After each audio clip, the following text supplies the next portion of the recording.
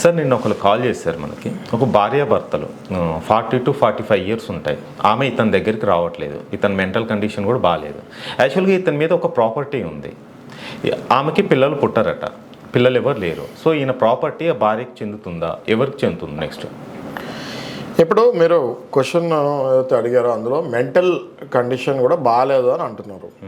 Okay, ఒకవేళ ఆయన mental condition నిజంగానే కంప్లీట్గా బాగాలేకపోతే ఈమె వాళ్ళ ఫ్యామిలీ మెంబర్స్ తోటి కలిసి ఈయనకి ఏదైతే ఆస్తి ఉందో అందులో కొంత భాగం ఈమె యాలిమనీ లాగా తీసుకొని వెళ్ళిపోవచ్చు. మెంటల్ కండిషన్ బాగానే ఉండి ఈమెను కావాలని వదిలేస్తే మాత్రం ఖచ్చితంగా ఆమె మెయింటెనెన్స్ వేయచ్చు, కానీ ఆస్తి ఆయన పేరు మీద ఏదైనా ఆస్తి ఉంటే తీసుకుంటానికి ఉండదు. మెయింటెనెన్స్ వేయచ్చు, నెల నెల నాకు ఇంత కావాలని నెంబర్ 1.